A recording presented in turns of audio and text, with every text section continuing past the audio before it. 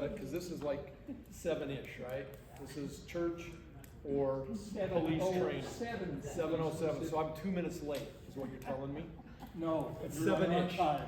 So anyway, my name is Paul Brenneman. I'm the Assistant Chief of Police and the Emergency Manager for the city, and I want to welcome you guys to this training. So I see lots of familiar faces. So let me introduce you to Lance Best. Lance is one of my assistant. So Lance, we're just bringing on to help me with what I do. In the back of the room, she probably doesn't want to be recognized, but City Council person Suzanne Highland is the back. And the reason I mention her is she's my liaison between emergency management and the City Council. So, and she has bought in hook, line, and sinker, which makes me very happy. So, welcome, council person. We appreciate you being here tonight. So, tonight we're excited to have you here because we're going to do a shelter and a shelter in place. And we brought in an expert from the Department of Emergency Management with the State of Utah. This is James Wright. James is a outreach coordinator, and he knows anything and everything there is to know about a lot of stuff. He'll talk about a website. Somebody asked me earlier, where can I get this information? I want you to remember this. You don't need to write it down because it's super simple. Be Ready Utah. Google that. Go to that website. If you haven't been there, go there. It is anything and everything you want to know for you, your family, your business, your pet. What more could you want, right? So write down Be Ready Utah. It's a great resource for the materials you're going to see tonight. The materials, you pick a topic, it's there. So I'll let James tell you about himself, but without further ado, oh wait, one more thing. Should we have to evacuate the building, we're all just going to walk out the door, go to the parking lot, and go home. Okay? I'm not going to take roll, but now you know how to get out of my building. Number 2, the restrooms and the water fountain are just down the hall. If you need a break, we should only be here about a little over an hour. Depends on how many questions you have. But if you need a break, please don't wait, just go. You can go down the hall and find the restrooms. The other thing I'm going to tell you is the only question that is stupid tonight is the one you don't ask. Period. End of story. Because I guarantee you 3 or 4 more people in the room are going to be wanting to ask the same question. So please ask questions or it will be a long night. So without further ado, James, it's yours. All right. Thank you. How is my voice? Can you hear me okay? Do I need a microphone at all? Okay, excellent. Again, James Ray. I work with the Utah Division of Emergency Management. I've got 14 years experience in the emergency management world and a bachelor's degree in emergency management administration. So I'm glad to be able to be here with you. Be Ready Utah is our state's emergency preparedness campaign. We're trying to get everybody to do these 4 actions. Make a plan, get a kit, be informed, get involved. There's a lot of tools and resources on our website that I'll point you to that will help you get that ball rolling. And so I want to promise you that if you pay attention, participate tonight, you're going to walk away from tonight with some things that can be immediately actionable, things that you can do immediately with your home and your family. And so I hope that this is a valuable night for you tonight. So with that being said, go ahead and take out your cell phones and type in this address, bereadyutah.gov, and I want to show you something that's on the website. I'm going to kind of drive from here for just a moment. If you type in bereadyutah.gov, you should see something like this. These pages on here change from time to time. Right now we got the holidays in front of us, so there's some tips and things like that about the holiday safety and whatnot. But one thing I want to point out to you is this. Right there, this is new from Be Ready Utah. We just started this in September, and we're doing a monthly email once a month, and you can subscribe for these. Now, why is that useful for you? Let's say you are a preparedness advocate for a group of people, whether it's a church, maybe it's your own family, maybe it's a community group. Or maybe you work at a business and you're like, hey, business people, we need to get prepared. You can take the contents of this email, which has already been perfectly packaged for you, and simply turn around and press forward. And this will help keep preparedness on the minds of the individuals that you have a circle of influence for all throughout the year. Now, it follows the 12 areas of preparedness that is on our website. Right here, you can see the 12 areas of preparedness. Each of those topics have been broken down into once per month.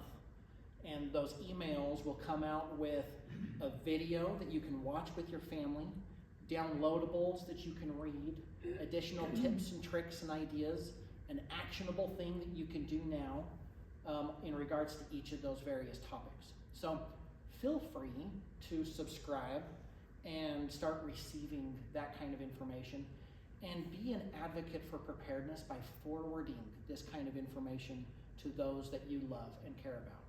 So additionally, just so that you're aware of this library full of downloadable information on all of the various topics, whether it's for a family, for your school, for a business, for communities, things in Spanish, videos, YouTube channel that we have full of videos that you can sit down as a family and watch and learn on your own about emergency preparedness topics, and a whole bunch of other things. And so feel free to go there for that. One thing I do want to kind of point out to you as well, if you go to any of these pages, let's talk about the 12 areas of preparedness first. You click on that, and let's say, because tonight is all about sheltering and sheltering in place, we'll go to this one, shelter, clothing, fire. All the pages are set up in a very similar way. So if you're a preparedness specialist, somebody that wants to promote preparedness within your sphere of influence, you could take this information and look, this topic has action items. Here's a to-do list. Some very simple things that you can do for this topic. Here's the nuts and bolts of the topic. Of the entire page, here's the basic thing we want you to get out of it, right? And then there's videos, downloadables, additional links for partner programs, and more information specific to that topic. Every single one of our pages are built this way. So to give you, at your fingertips, all of the information that you need to be able to start taking actions and learning.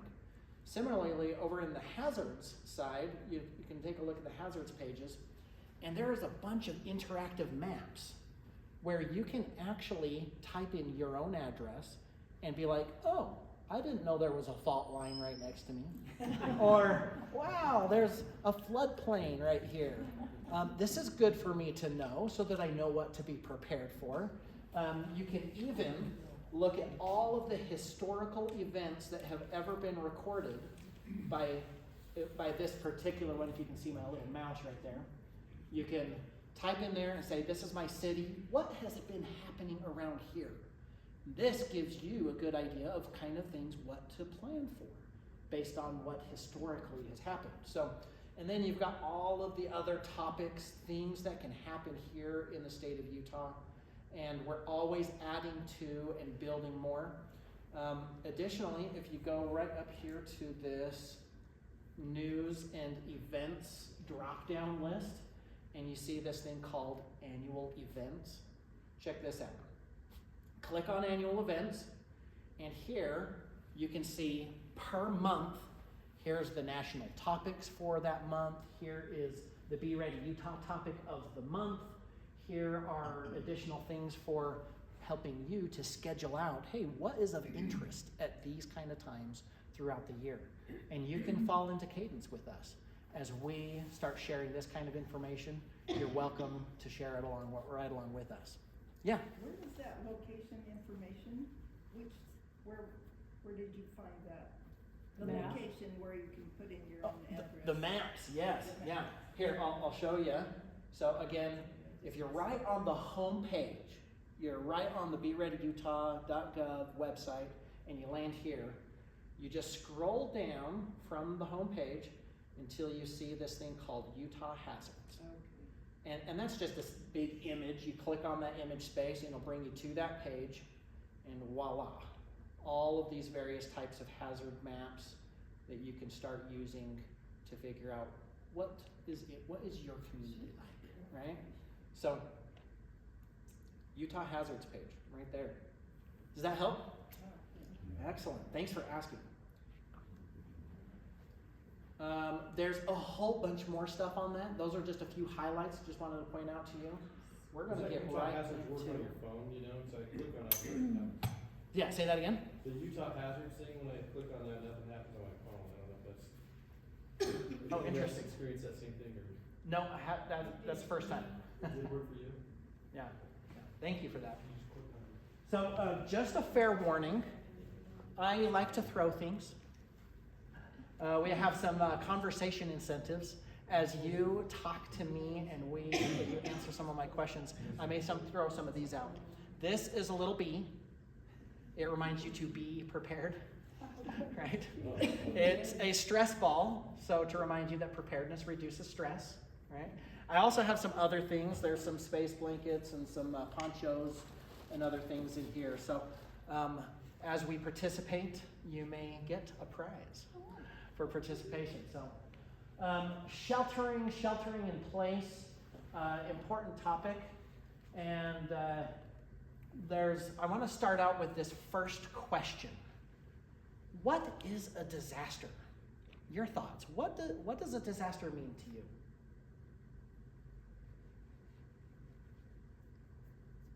A lot of things just out of the ordinary, uncommon, unexpected, ridiculous.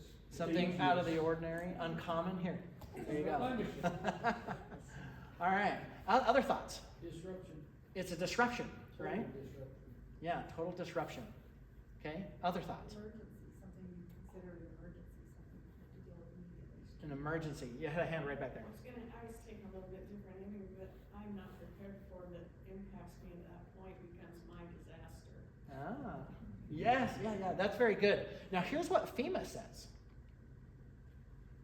I want to focus on this little, right here.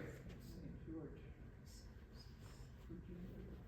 When something overwhelms your resources, but I also like what you said, when the resource of knowledge is overwhelmed, I'm like, I don't know what to do, it becomes a disaster, right?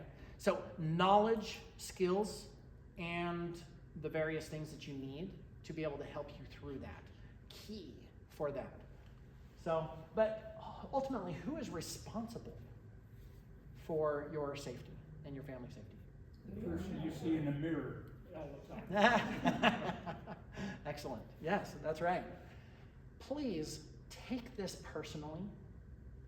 Take this personally so that you can actually go home and implement these various things, because this matters for your family. We may talk about things, we may talk about ideas, but unless you actually go forward and implement it, what good has it been, right? You might know something from tonight, but does your family know it? Do your loved ones know it? Do your neighbors know it? This becomes the ultimate challenge where we invite everybody to teach what you have learned to someone that you care about. So consider that. There is a problem, though. We, as human beings, are not used to, it's not natural for us to spend time doing something that we hope never happens, and spend time on money buying things that we hope we never need, right? But we do it. It's like insurance, right? That's an example of something we do. Why do we do it? It's not because we're afraid. It's because we're knowledgeable. It's because we know things can happen. We're not in this for the spirit of fear or driving people to over fear tactics. That's not the intent. But we want to empower ourselves and those around us because things still happen, right? Mother Nature has always done its thing. The only problem is every single day where nothing happens just reaffirms to the human brain that nothing's ever going to happen. So we get stuck in this unrealistic world of ours, right? But Mother Nature has always done its thing and will. Also, sometimes people make choices, either on accident or on purpose, that have an impact on our lives. Sometimes technology just stops working, right? And because of that, we need to be able to act appropriately. We need to be able to know exactly what to do because these things just happen. We live in a world full of the comforts of the everyday life. The technology we have is amazing. But it doesn't take a catastrophic event for us to lose the things that we care about. Water resources, the food on the shelves at the grocery store. How many of you remember toilet paper Armageddon? Right?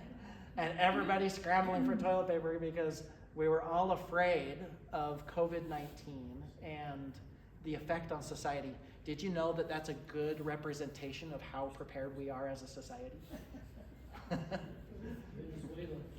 Right. Yeah. And we just had another shortage like that just recently because of the strikes going on the coastlines of the United States. So it doesn't take something to happen even here. We are so interconnected with our supply chains that something could happen on the other side of the world and we feel an impact here because of how dependent we are upon the various supply chains. So other than just disasters and whatnot, knowledge, we want you to be able to have that plan in place. We want you to be informed. We want you to learn about the resources. I showed you some of the pages you can go to get some of this information and put it together. But there's a ton of different kinds of things that happen here in the state of Utah. And most of these have things to do with evacuating or sheltering in place. And so just a quick thing for a prize, I might. So if you answer this question, you'll get this prize. What is the most likely disaster for you to experience at any point? We've got an earthquake. Not quite it. Anybody else? Power outage. We got a power outage. What else? Financial crisis. Financial crisis. That could certainly happen, right? It can happen to you right now. Weather. Winter storms, not that one. Weather, high winds. Yep, we have that. What else? Haven't guessed it yet. Others. Structure fires. Here, I'll give you a clue. It's not on the list. Yes. Job loss. Job loss. That can certainly happen, but that's not it either. Health issues. That's also a good one, but that's not on it. Slip and fall. Slipping and falling.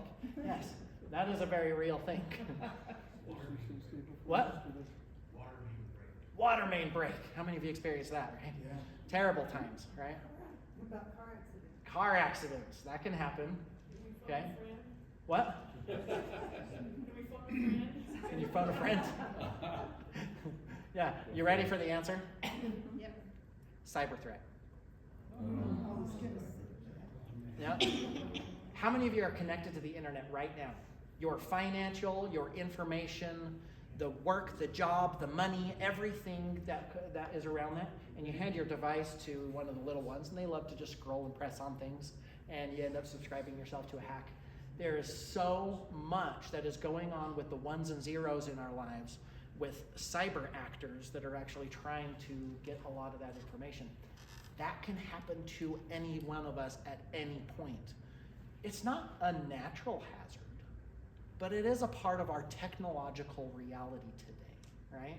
So just to kind of open the mind, kind of consider all of the various things. There's a lot of things to consider. So in regards to most hazards, there are various protective actions that we can do. As it regards to like things like earthquakes, right? If you don't survive it, then what's the good for the rest of the plants, right? Here's the reality though, because I've heard lots of people being like, when it happens, I'm just gonna die. That's just the end of it, right? But the reality is, most people are going to live.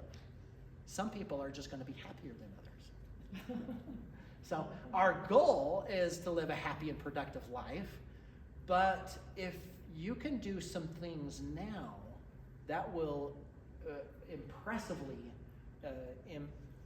improve your happiness score when the time happens, right? So One of the primary protective actions for most disasters that happen is evacuation. Now, evacuation isn't always the large scale. Sometimes it's just I'm getting out of the way, right? Sometimes getting out of the way means getting in the car and driving out of the way. But when that happens, do you know the roads? Do you know where to go? When it also happens, consider this. Be flexible, be patient. We're all living this experience together. Please don't have the road rage. That doesn't help anybody, right? We're stuck in the road for hours on end because everybody's going the same route. And we've seen these on the news recently from all of the evacuations from the hurricanes on the East Coast. But we've had these kinds of experiences here in Utah on I-15, right? When on the road, just be sure to have some of the things that you need. Live life where you always have your gas tank at least half full. Try not to go below that. And consider the needs of others. How many of you have pets, right? How many of you have neighbors that may have some access and functional related needs? Could you consider knocking on their door and saying, hey, I just heard this. Do you know what to do? Are you okay? Do you have everything you need, right? Neighbor helping neighbor is important. Yeah. You add battery to that one. Batteries. Yes. Keep your battery in each town. Keep your battery, like, Cars. cars are going the way of gas and on to electricity, right? And just full on battery power. So, yeah, what do you do at that time when there's no electricity? So, when evacuating, try considering putting together some things now that you just can't live without. Funny story, there was a mother with her kids fully prepared. She was like, I've got this. We got the knock on the door, pow, pow, pow. The firefighter says, you've got 5 minutes to get out of here. And she's like, yes, kids, we've got the kits. They are right there. Grab them, getting in the car. We can be out of here in 2 minutes. And they got out and they went to the local shelter place where everybody was gathering. And the kids pulled out their kits. And the teenage girl has her kit. It has her name on it. And first thing she pulls out is a diaper. And then some baby wipes. And then formula. That is 12 years old. A bottle, right? She looks at her mom and goes, Mom, this isn't my kit. And the mom goes, I forgot to update your kit. Right? It's nice to be able to have some of the things, but it has to be personalized. And guess what? We change. So keep it up to date. Don't just let it loose. But also there's things that you might have that you can't carry, right? It might not fit in the bag. And that way you might have a checklist of some things to be able to grab when it's time.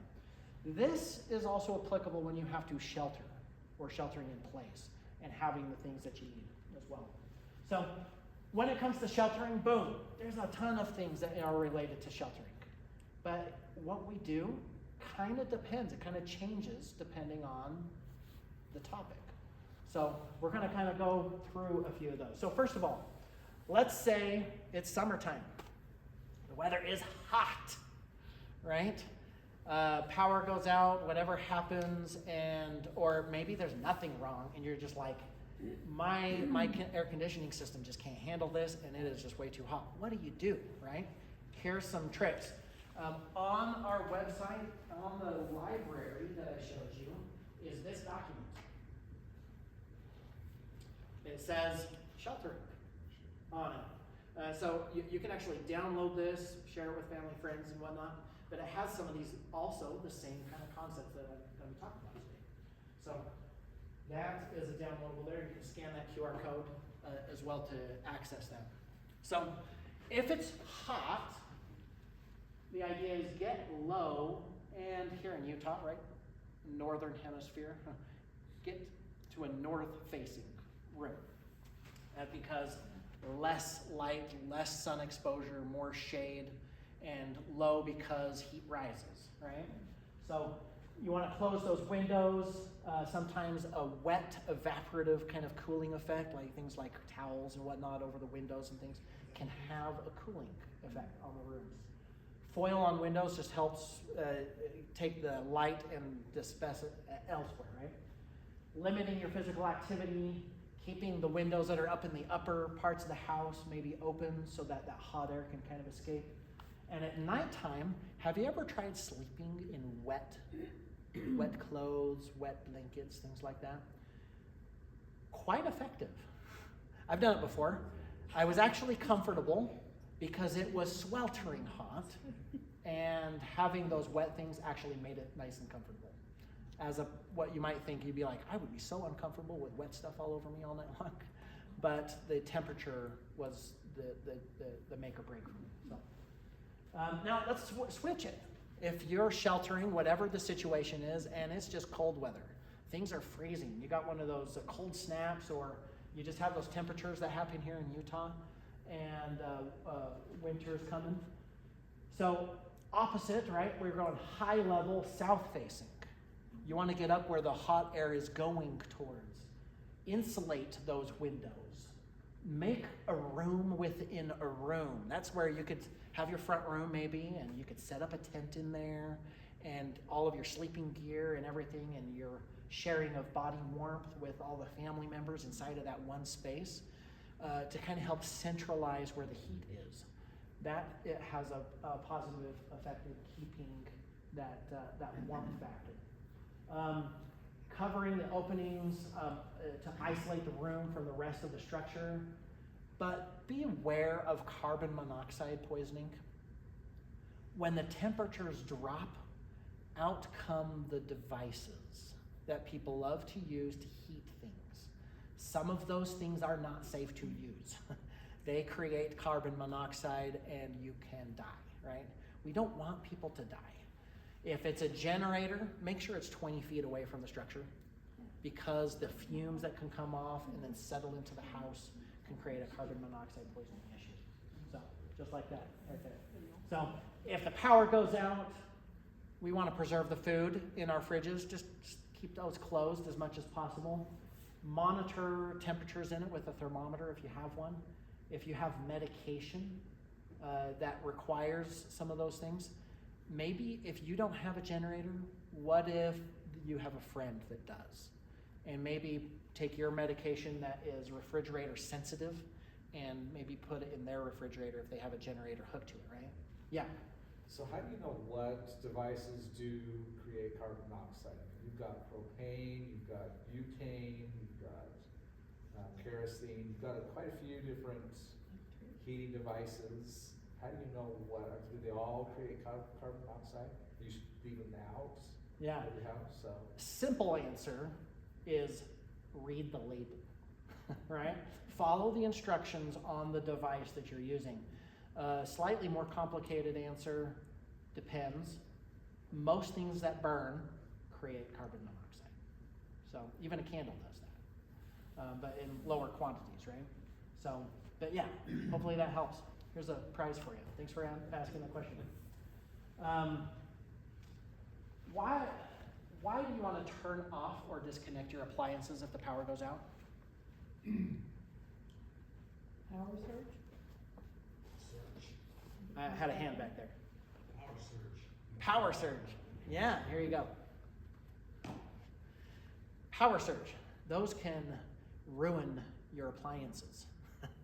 If they're not disconnected, when the power comes back on, boom, and it fries your circuits inside of your appliances. And you're like, why doesn't it work anymore?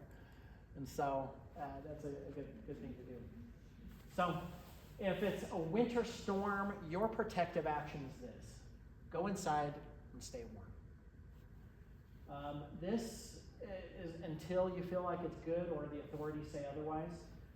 Just understand some of the risks associated with that. Car accidents, hypothermia, frostbite, carbon monoxide poisoning, heart attacks. Wait, why?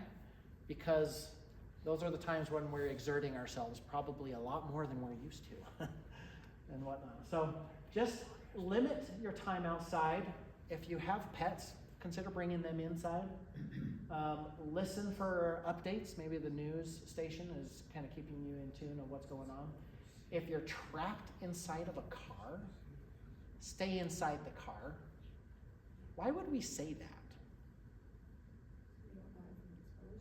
Yeah. Is it better outside the car? Right? You've got at least some kind of insulation inside the car, but worst comes to worst, you don't want to stay inside your car for like forever, right?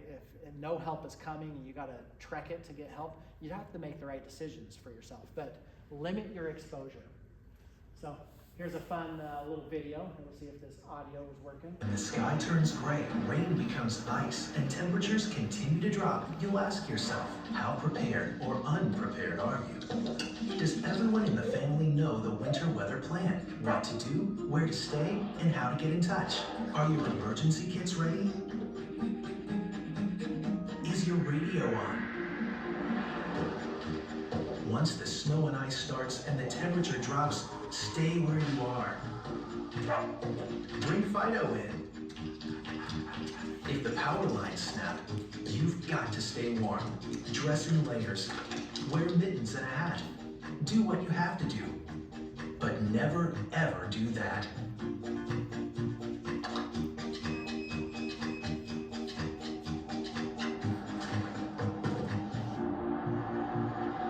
If for some reason you get stuck on the road, make sure you're prepared. Know what to do if this happens to you.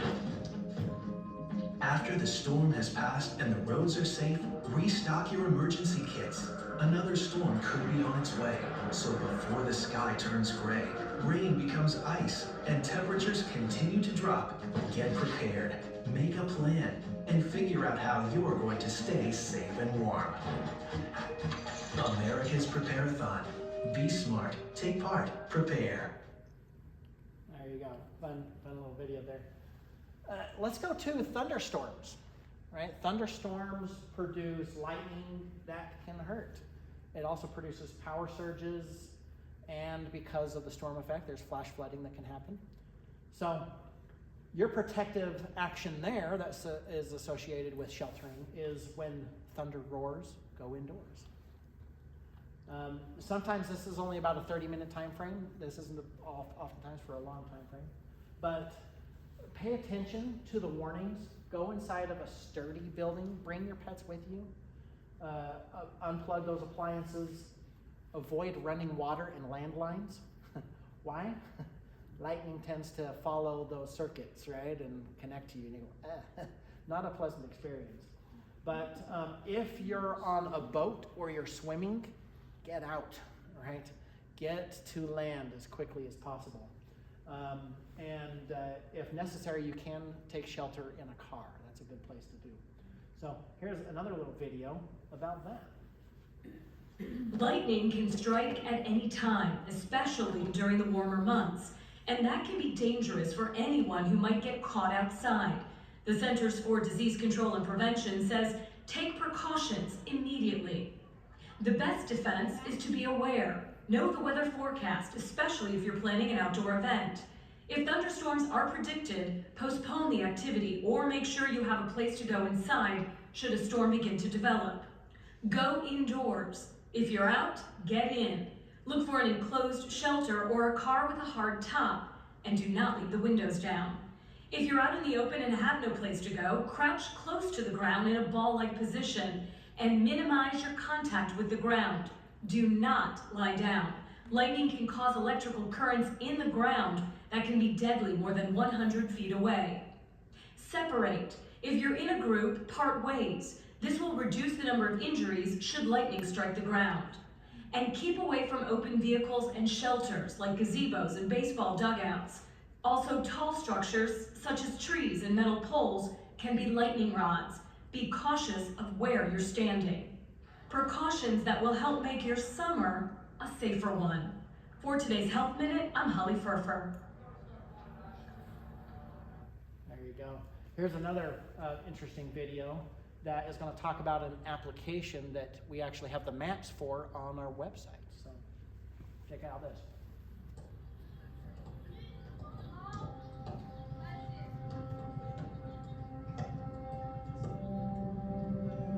We all like to spend outdoors and with our family and whatnot. Coaches!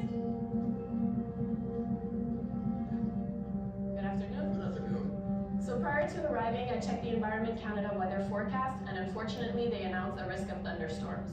What this means is that I need 2 volunteers, 1 from each team, who are going to check the Canadian Lightning Danger Map online. If at any point we hear thunder or we see the little red circles approaching the field, we're going to end the game immediately, and we're going to take shelter inside the chalet or inside the cars. Do you understand? Yes. Please inform the teams in case they need to prepare themselves for the emergency, and good luck, good game.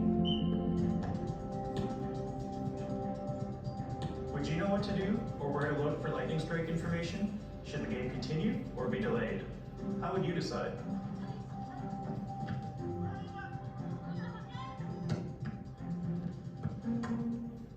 The Canadian Lightning Danger Maps use information from recent lightning strikes to create high danger zones indicated in red. The danger zones help show you where the lightning risk is greatest. Remember, it's not only a direct lightning bolt that can change your life. Ground current, side flash, and upward leaders can all injure or kill a person. Red circles are used to indicate areas that have the highest risk. If red circles are over your location, then you're in a high danger zone. You're at immediate risk of being injured or killed by lightning for at least the next 10 minutes.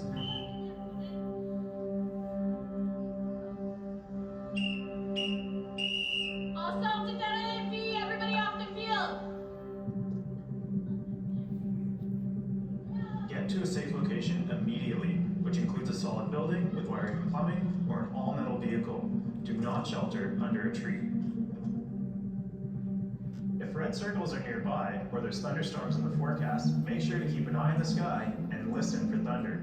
If you can see or hear thunderstorms developing, then remember, when thunder roars, go indoors. Yeah. Great mnemonic device to remember. When thunder roars, go indoors. To see. Yeah. All right, a high wind. So what's the protective action for if there's a high wind event? How many of you experienced a high wind event? We got those in Utah, right? We got those nice salt flats and whatnot that create these straight line winds that then hit our mountainsides and go pow. Sometimes those other wind events that come from up high and then just start swooping down our mountains. But whatever it is that's happening with high winds, make sure you secure your property. And then, of course, as applies to today's topic, then go inside, right? Secure that property. How many of you remember seeing that trampoline going down the road, right? Or into the window? Right? We don't want those kinds of things to happen, so secure that property.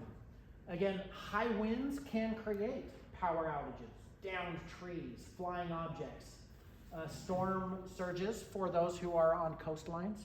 Right? Flooding, rip currents, tornadoes, landslides. Wait, do we have tornadoes here in Utah? Yeah. We've had several.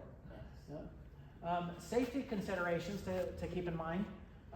Obviously securing the property, shuttering some of those windows if you have an ability to do that. Bringing in those pets and having the supplies that you need with you. And then listening for updates as that high wind goes through. So here's another fun little video for you. When the waves swell, the wind blows, and rain starts to pour, you'll ask yourself, how prepared or unprepared are you? Did you board your windows, protect your home? Secure loose objects so they won't blow away.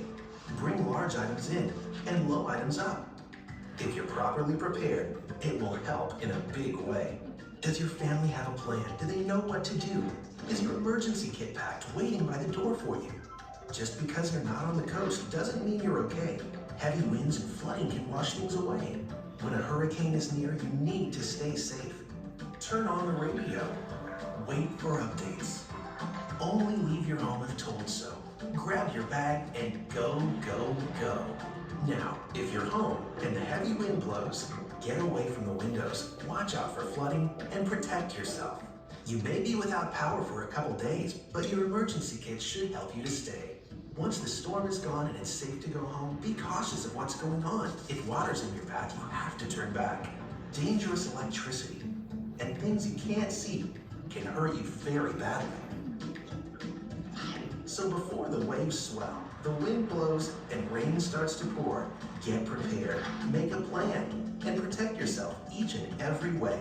America's Prepare-a-thon. Be smart, take part, prepare.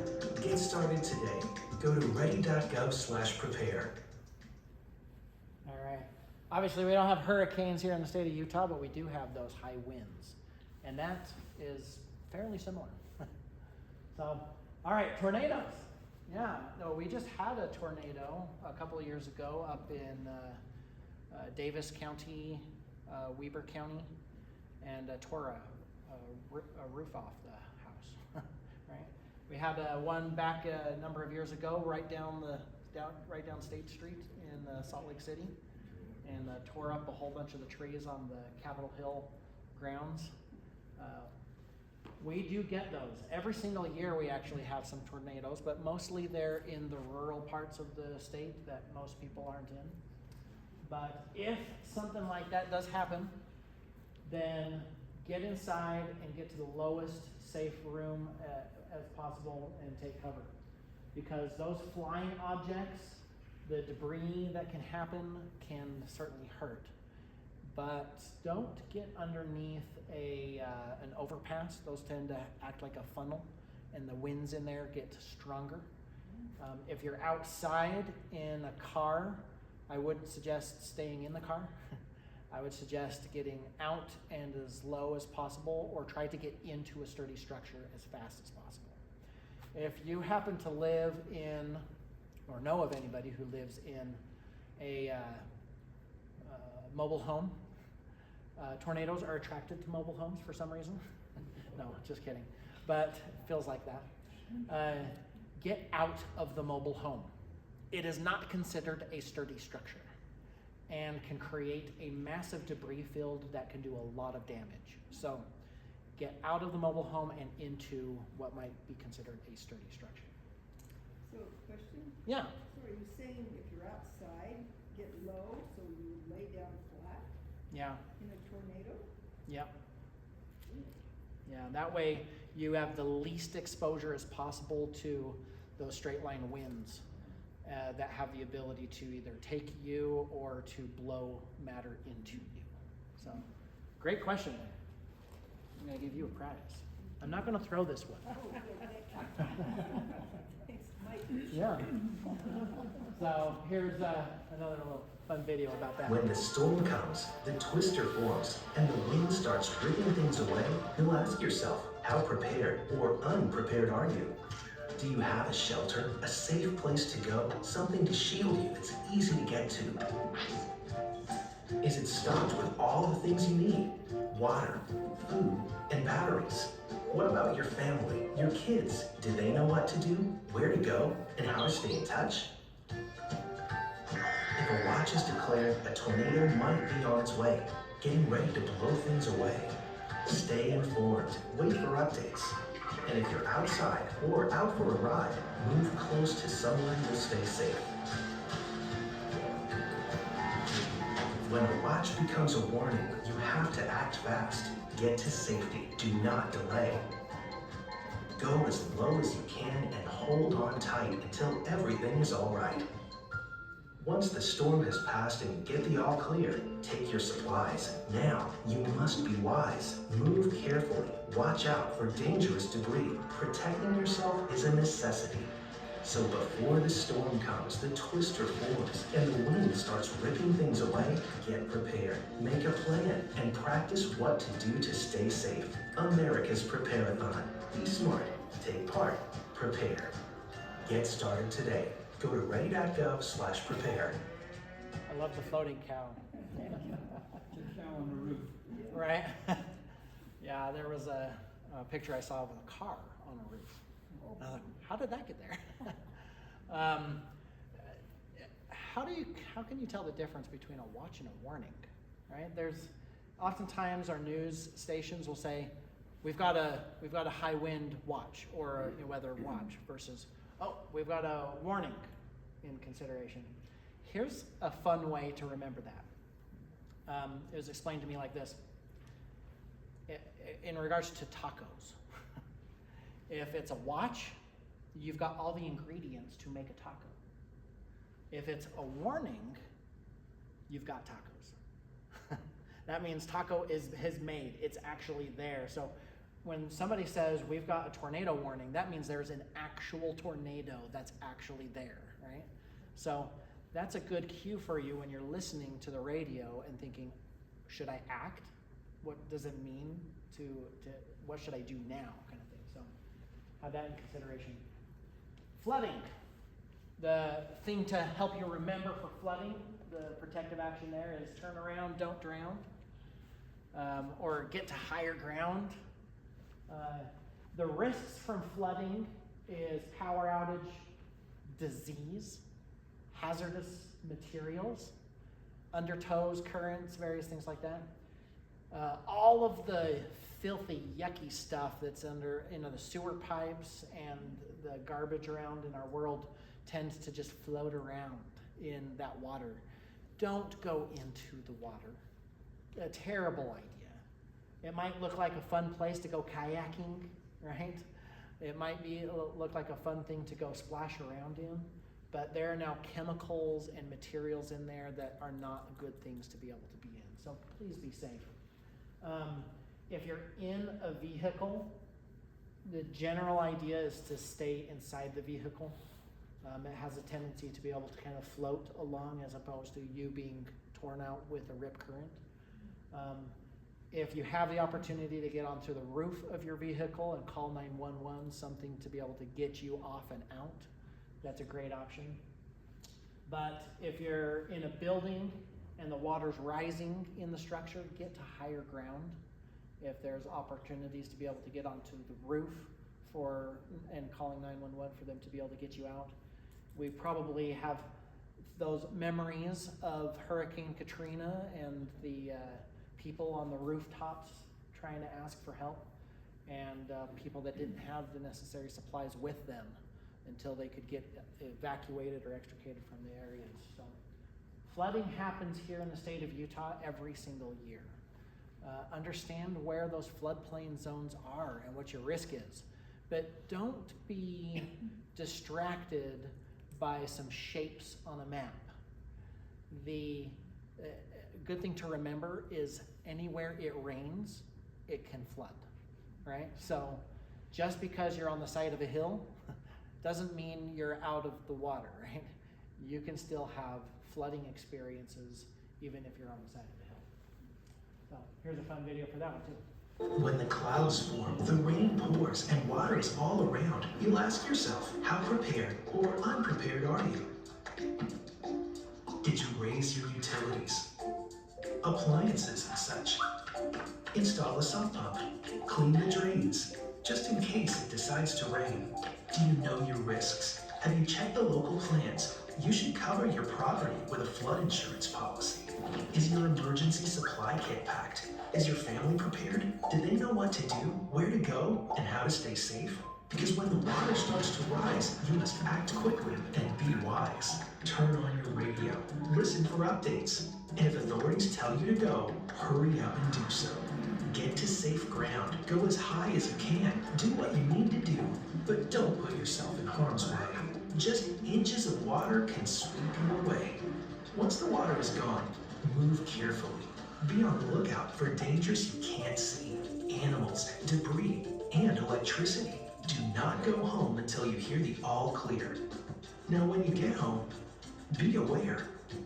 Not everything is as safe as it may appear. So before the clouds form, the rain pours, and water is all around, get prepared, make a plan, and keep yourself dry. Get started today. Go to ready.gov/prepare. There you go.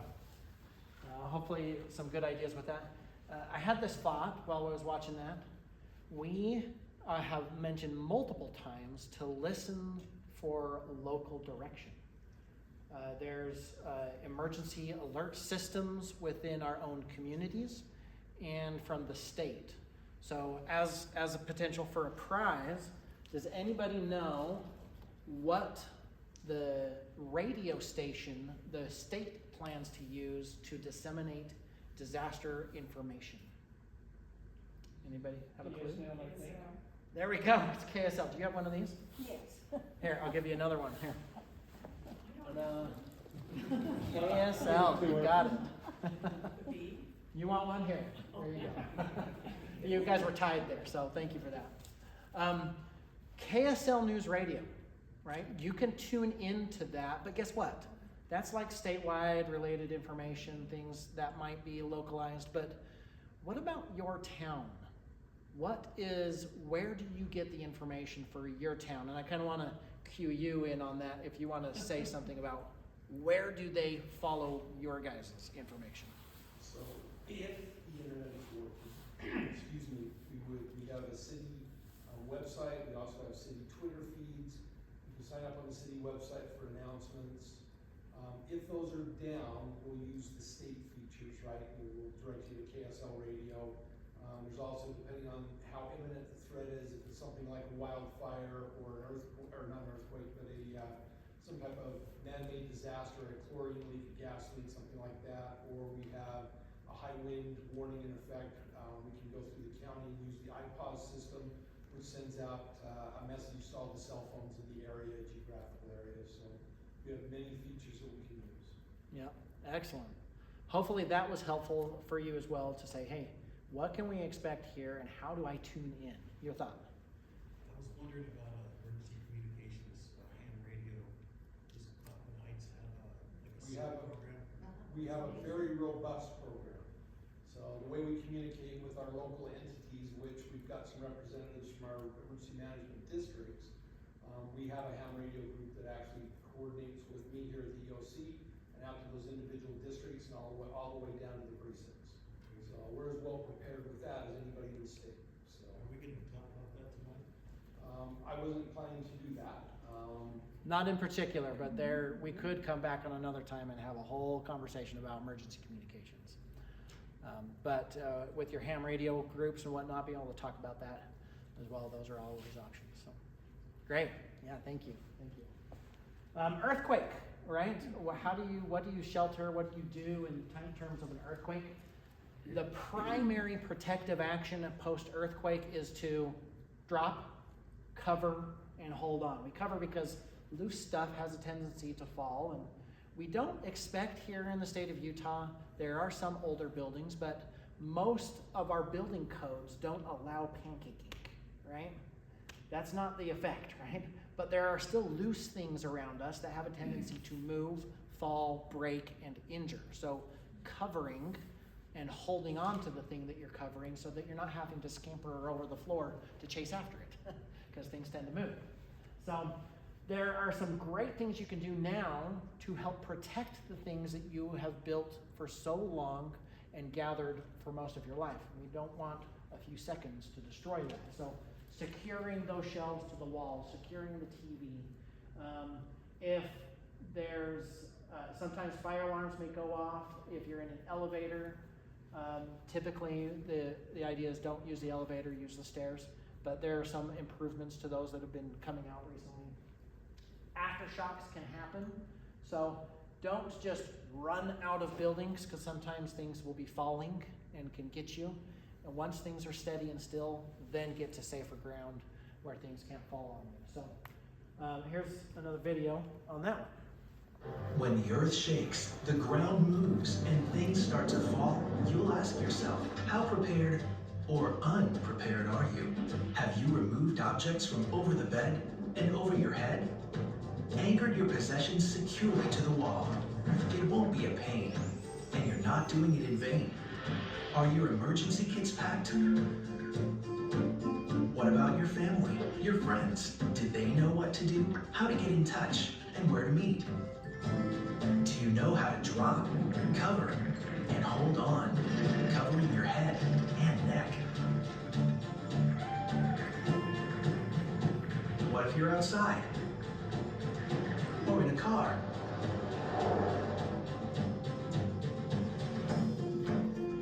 After the shaking stops, look around. Figure out what to do. Stay away from damaged areas. Turn on the radio. Reach out for help. you're trapped, do not move about. Stay calm. Only shout as a last resort. Once everything and everyone is safe, get prepared. An aftershock could be on its way. So before the earth shakes, the ground moves, and things start to fall, get prepared. Make a plan. Practice what you know, because an earthquake can happen anytime, anywhere. You never know. Earthquakes have a tendency to break some of our infrastructure. So the electrical lines, water lines, gas lines, those typically don't like bending. Yeah. What about a doorway? I thought that frame would be good.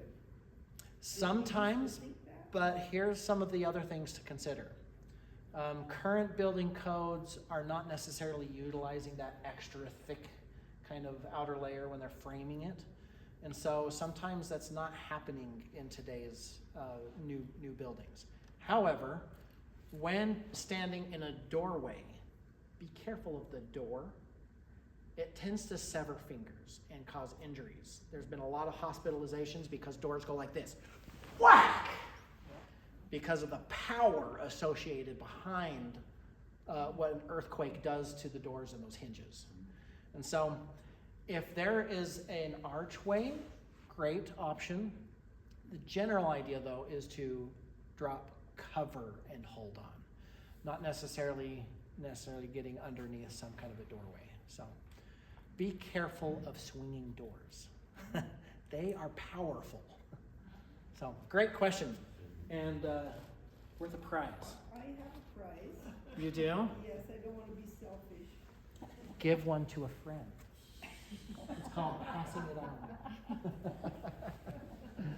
So, excellent. Next one is an active shooter. What is the protective action for an active shooter? First one that says it gets a prize. Run, hide, fight. Yes, you got it. Here you go. Right over the heads. Boom. Good catch. Run, hide, fight. Right? In this case, it's not necessarily just staying in a spot, but in order to get the protection, this is more of an evacuation aspect, but get to the shelter where it is safe. Run is the first course of action, right? If you can't run, hide. Get so you're not visible to whatever that person is trying to do. If you can't hide, fight for your life. And so there's a whole bunch of videos online that have a ton of information on that. Our website and YouTube channel has a lot of it. But know where to go, know multiple exits. It is sad that we live in a world where this is a reality, but know that it can occur, especially as tensions rise within our own communities. So be aware of that.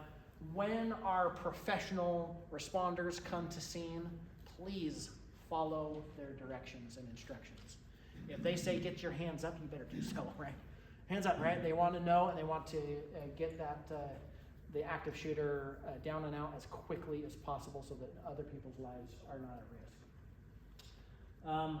Now, this is oftentimes the confusing between sheltering versus sheltering in place. And I want to describe something here. So when a chemical hazard happens, there's a concept called seal the room. And oftentimes with past language, that is what was meant by sheltering in place.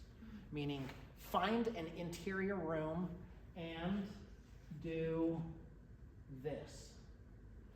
Get some plastic material and tape and cover all of the places where air can transfer through.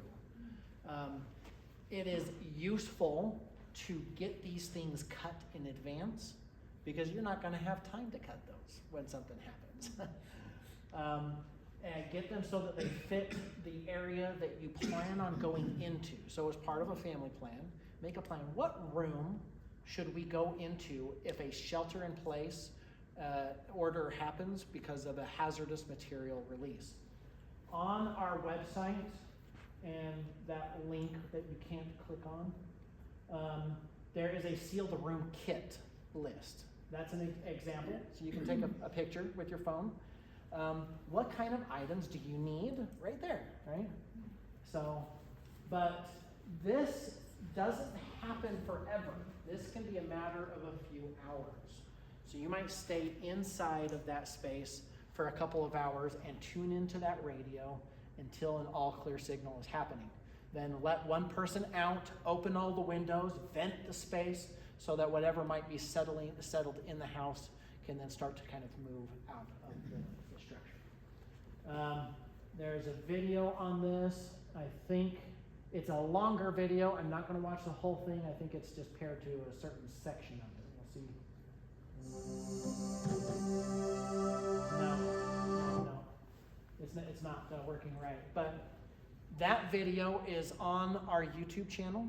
Take a look at it, but it explains those steps and it explains all those various things. So consider going home and watching that as a family at home. What a wonderful activity to do. Now, let's say this can happen. Can it? Right? We live in a world where these things are definitely a possibility. We do live in America, which has amazing technology and ways to help protect us from other countries that may desire to do things like this.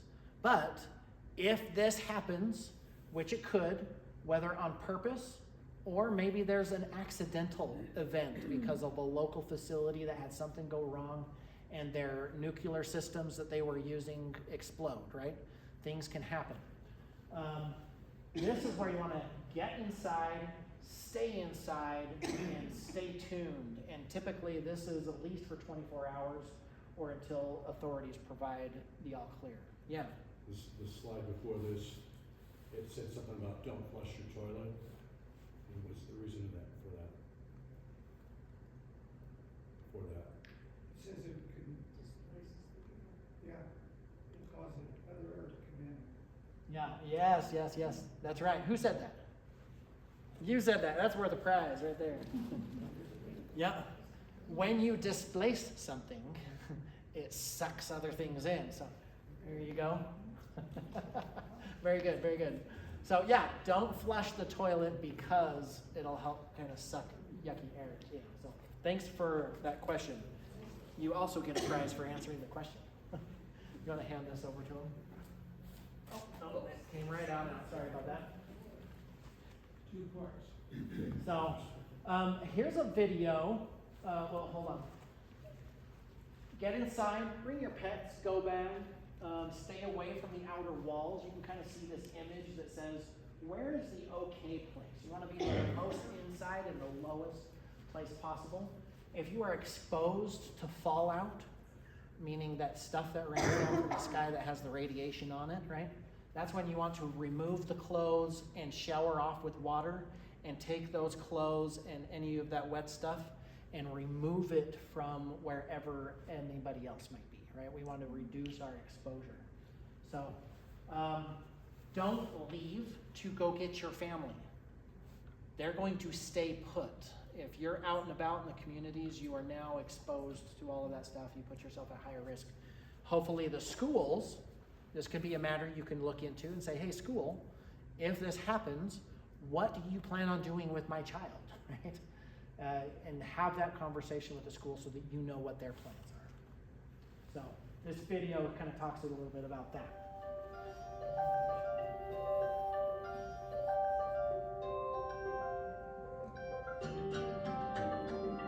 If a radiation emergency happens in your area, you can protect yourself, your loved ones, and your pets. No matter where you are, the safest action to take immediately after a radiation emergency is to get inside, stay inside, and stay tuned. If you are outside or in a car, bus, or other vehicle, get inside a building right away. Cars do not provide good protection from radiation outside. If you have pets, bring them inside with you if you can. Radioactive material settles on the outside of buildings, like dust or mud, so the best thing to do is stay either in the basement or as far away from the walls and roof as you can. Close and lock all doors, windows, and fireplace dampers, And turn off fans, air conditioners, and forced air heating units that bring air in from the outside. Once you are inside, stay tuned for updated instructions. Television, radio, and social media may be used to share more information. Remember, immediately after a radiation emergency, the safest action for yourself, your loved ones, and your pets is to get inside, stay inside, and stay tuned. Excellent. Now, get inside, stay tuned when that happens. All right, pandemic. How many of you have experienced one of those? Right? The protective action for that, what is that? What's the protective action for a pandemic? Social distancing. Yes, social distancing. You get a prize. So, wearing the mask, getting away from people, cleaning those hands, those are all great things to do because these things have a tendency of spreading, right? And so, keeping away from that, it's important to kind of follow the medical professionals' advice so that you don't get sick too.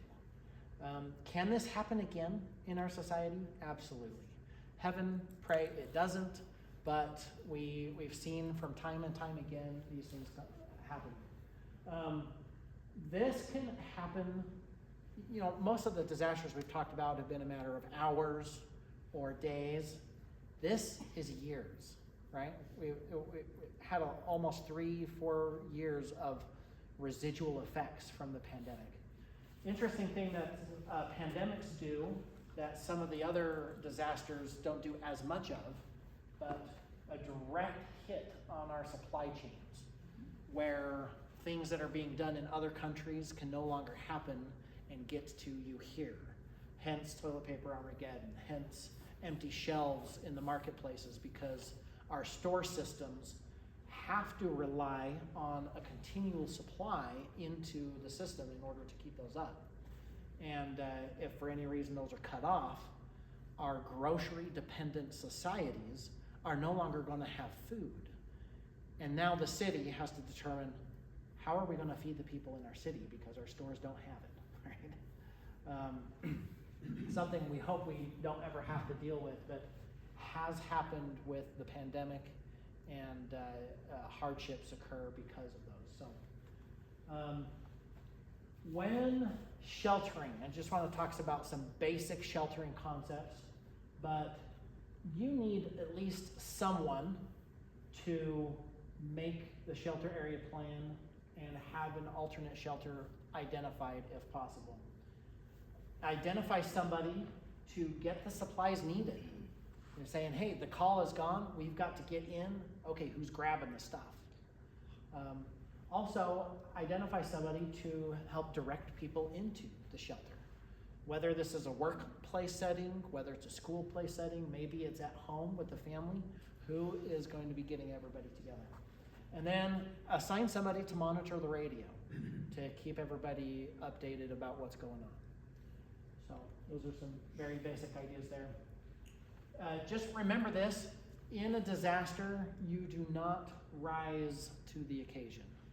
We do in fact fall to the level of our preparedness. So the big question for you is, are you ready? Because it's never too late to prepare until it is, right? Things can happen. Are you ready? How much time do we have left? Well, we're actually over our hour, but it's up to you. Okay. Because there was that video we skipped. I can go back and we can watch that together if you want, or we can just call it quits. You can watch it at home. Totally up to you guys. But that is the end of my presentation.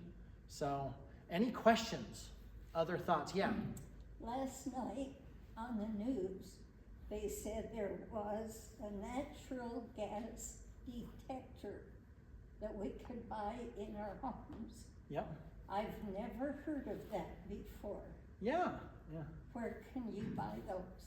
Yeah, some of your hardware stores Okay. are great places. You can ask the those servicing at the stores and being like, hey, I'm looking for a natural gas detector. Okay. You can find that. Like a carbon monoxide detector, there's also a natural gas type detector. Right. And did you know there's water detectors? You can actually put water detectors down where it's low so that when the water starts coming up, and if water hits it, it can notify you and start beeping off and be like, hey, there's something going on, rather than you walking into it later on, hours after the fact, and the flood rises, and you're like, oh dear, what are we gonna do now? So, lots of different detector type tools. Great for bringing that up. I'm just impressed with the amount of information and the fact that you're keeping it up to date. I'm just curious, on the state level, how many employees are involved in preparing this kind of information and updating it? 2 of us. Oh my gosh. Yeah. There used to be a team of 5, but they've kind of started downsizing it. If you find that this stuff is valuable and you want our team to become bigger and better, please notify our office and say, hey, this is valuable to you. But right now they've been kind of on a downsizing scale instead of an upsizing. So feel free to talk to my office about the value of this to you. So, yeah. There's one other situation that's related to the active shooter. Mm-hmm. And that's a breakdown in society or rioting. We saw that here 4 years ago. Right here in your own town. Right across the street. Whoa. It didn't actually break out into a riot, but it was very close to. That's why I brought up emergency communications. It's good to network with other people of like-mindedness, veterans, law enforcement, fire department, and know who's in your neighborhood. You don't have to get out of your own place. People next door or down the street. It's something that I think should be part of the presentation. Yeah, you touch on a topic that is not talked about very often, but I think is very important. And it's called your social network. There's a lot of people in our society that don't have much of a social network at all.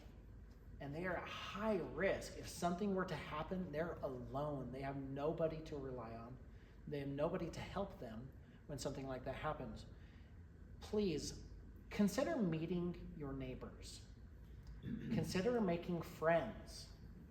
If something were to happen, do you have a social support system so that you're not alone when something happens?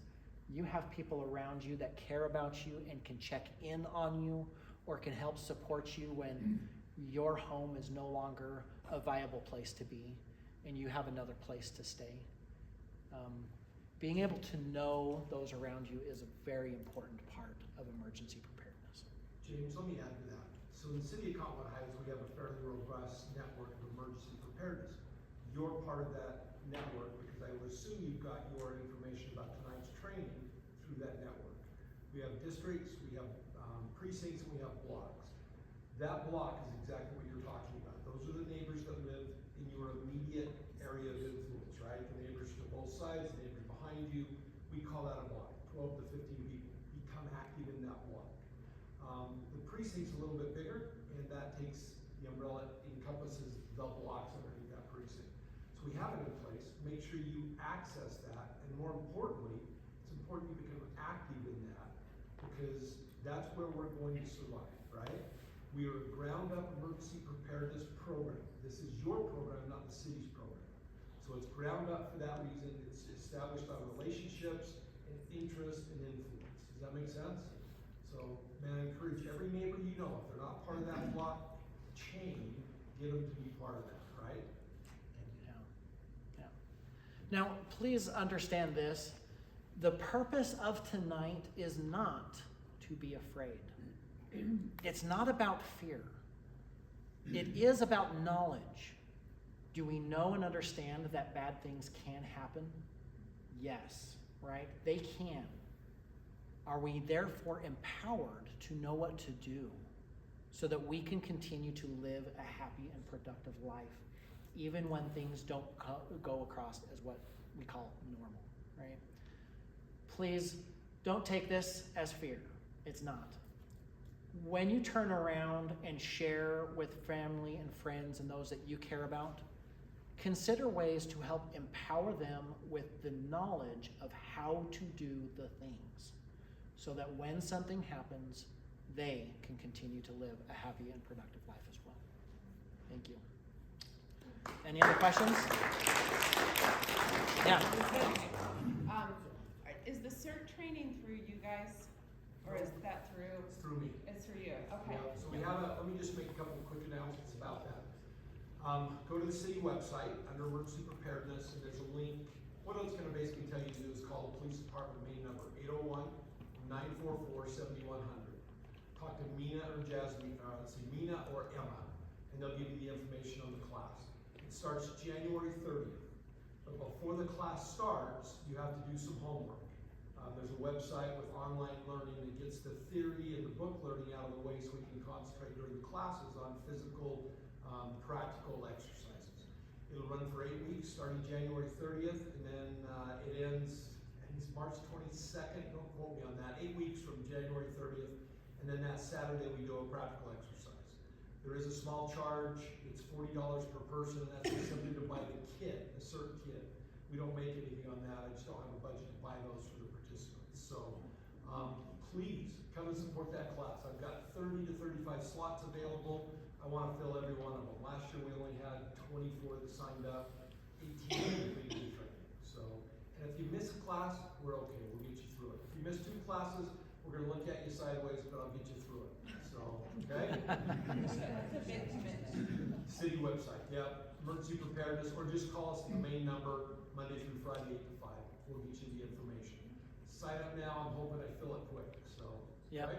Is there ever talk of doing like a condensed, I know that sounds like a cop-out, but I can't commit to the full 8-week thing for this time, but I'd like to. So there are some, if you Google CERT Utah, there are some classes out there that are more condensed. Okay. My curriculum isn't condensable.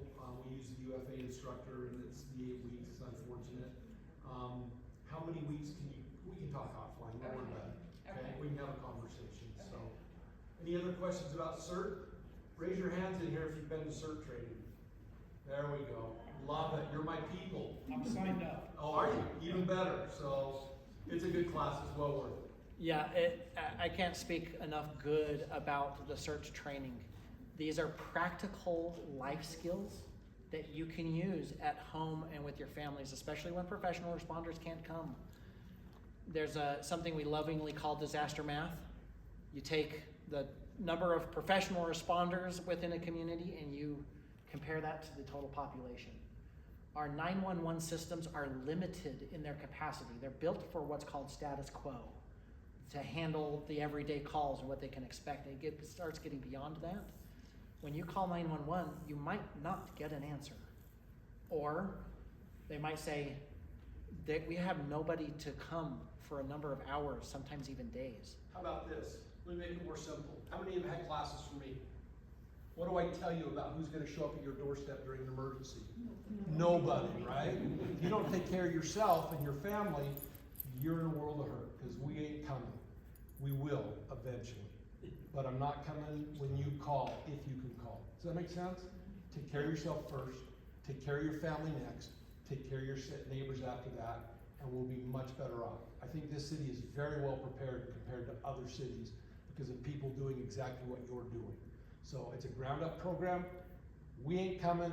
If you do nothing, you're gonna be in trouble. Does that make sense? Yeah, and the CERT training teaches you how to do that stuff. Exactly. Empower you to do that.